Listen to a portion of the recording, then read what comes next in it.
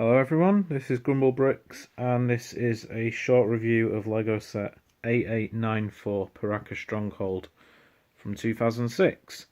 Okay, so get right into it. The first thing of note is that most of the instructions printed with this set in the EU were misprinted and say Lava Chamber Gate. The instructions look really nice. The box is nice, obviously the set's on top of it, so I'm going to be reviewing it last. The set itself actually isn't my most favourite Bionicle playset. It's quite a long way off, to be honest. This bit is made well. There's nothing really going on at the back. There's a laser here, a Zamasphere launcher here. The gate at the front is a nice touch. This area, that all looks good, but it's really wobbly. There's not much holding it on, and if you just like squeeze the sides even slightly, it collapses.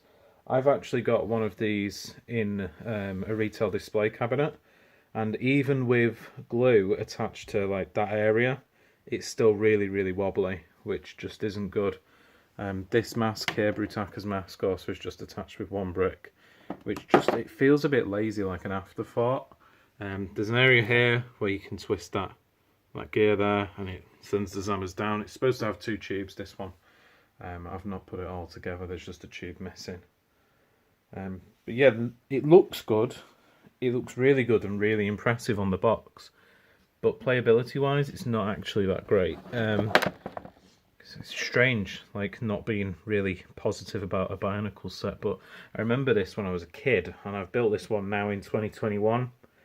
What's that, 15 years later? And it's nowhere near as good as I thought it was back then.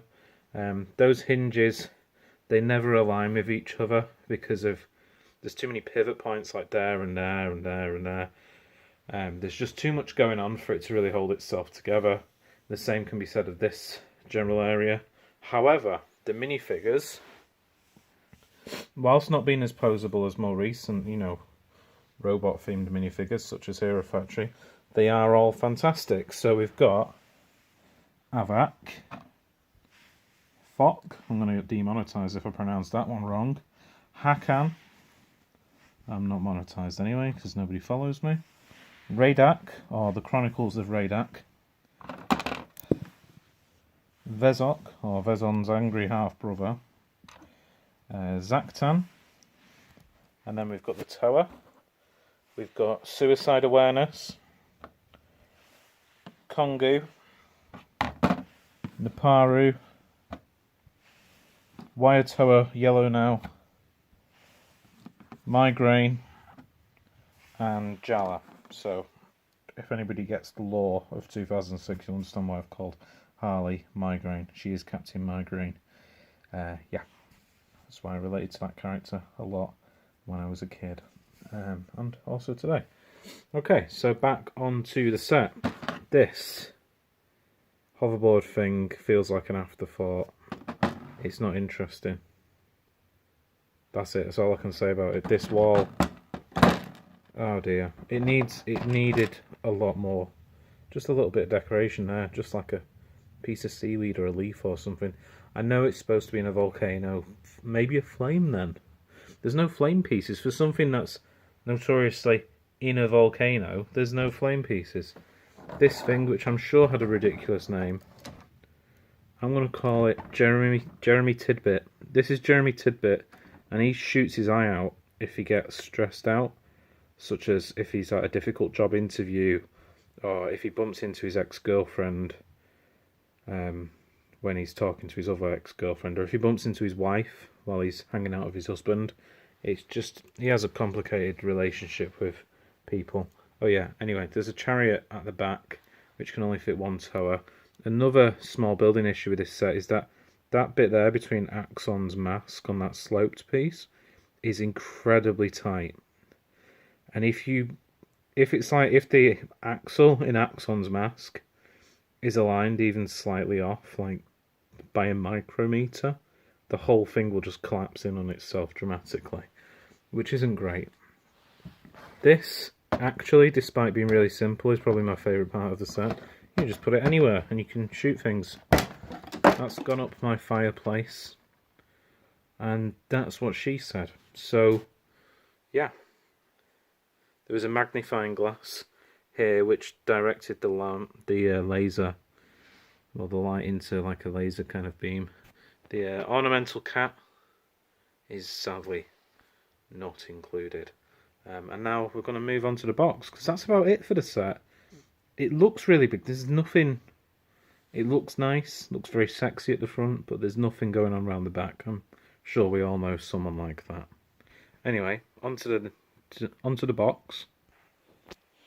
So, of course, with Lego, the box is the first thing you see, and it is often not as good as the actual set, but in this case, I would actually argue that it's better, because the alternative model looks better than the final model. Ignore all of my cat treats. Yeah, it's just not great. Not great, guys. That looks more fun. That looks a lot more fun to play with. And so does that thing. Yeah. We've got a list of all the characters you can get. If I remember rightly, this is the only set which came with all 12 of them. I think some of them were just exclusive to this set. I'm not sure, because there was like the lava boats and everything. So yeah, that's the back of the set. It shows you where it is. See, lava. And then here, got glow-in-the-dark teeth. You can burn Jala's retinas out with that laser light. But he has the mask of good luck. So he actually spends a lot of his time betting on like Bitcoin and stuff, and trading cryptocurrencies. So he's rich now, which is why he's got a golden chest, because he's got a mask of manipulating all the luck in the universe, which, to be honest, I always thought was a stupid mask power.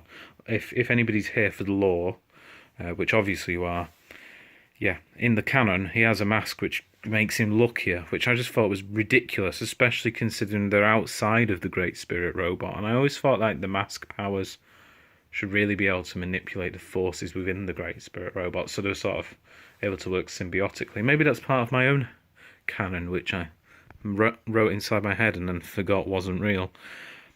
But nothing is real. Anyway, yes, the box, very nice. Look at it. It looks really good. It looks really impressive in person. And then you get it, and it's just not the same. I'll show you what I mean by it being flimsy anyway. Just give this a little squeeze. It's gone. Completely gone. You don't get that with any modern Lego sets. And to be honest, you didn't get that very often in 2006 either. I remember as a kid being incredibly frustrated with it, to the point where I just sort of rebuilt it as a horizontal thing. Had like a Piraka stronghold on just one level, so it stopped falling over. So yeah, that's the end of my review. I'm going to go now because I need the toilet. Thank you for listening. I've been Grumble Bricks, and you've been somebody watching a video by somebody called Grumble Bricks.